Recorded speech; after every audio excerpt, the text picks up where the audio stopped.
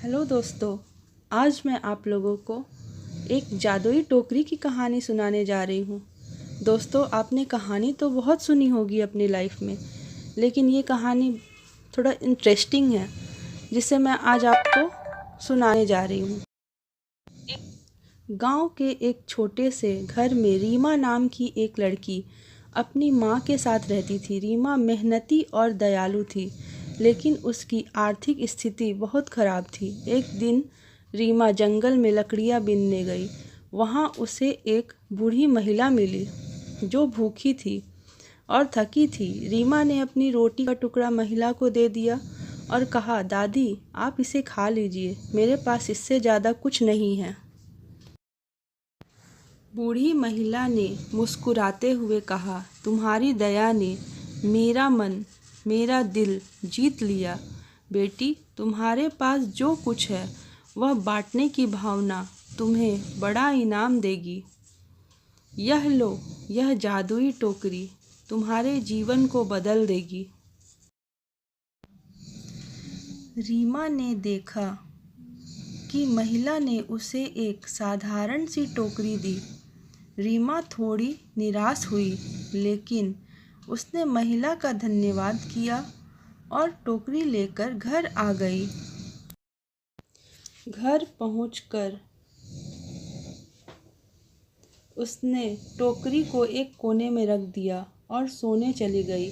अगली सुबह जब वह उठी तो उसने देखा कि टोकरी में ताजे फल और सब्जियां भरी हुई थी। हैरानी से उसने सोचा, मैंने तो इनमें कुछ भी नहीं रखा था, यह कैसे हुआ?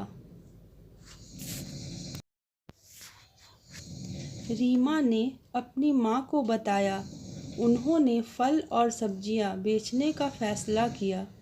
अगले दिन जब वे बाजार से वापस आई तो टोकरी में फिर से फल और सब्जियां भर चुकी थी। धीरे धीरे रीमा और उसकी माँ की गरीबी दूर होने लगी। लेकिन रीमा ने यह तय किया कि वह इस जादुई टोकरी का उपयोग केवल ज़रूरतमंदों की मदद के लिए ही करेगी।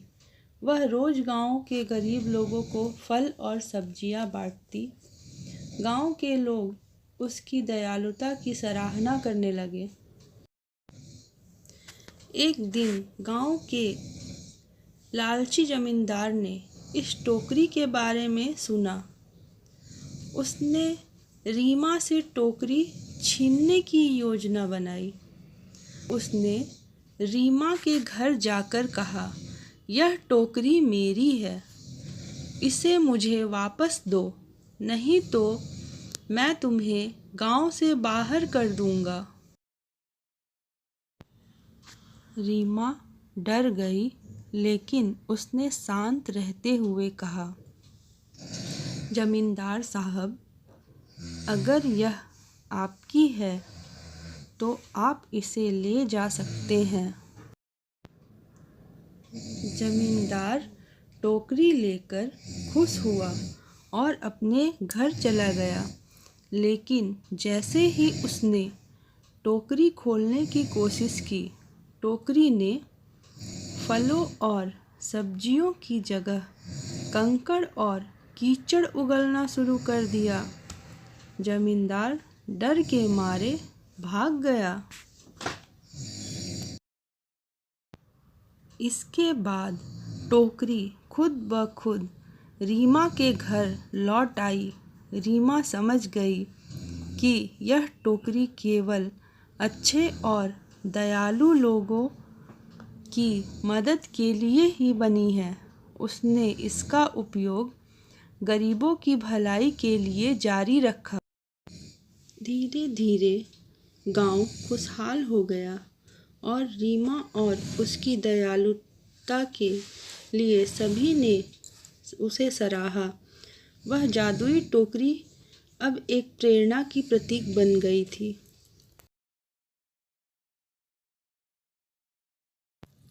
Thanks for watching.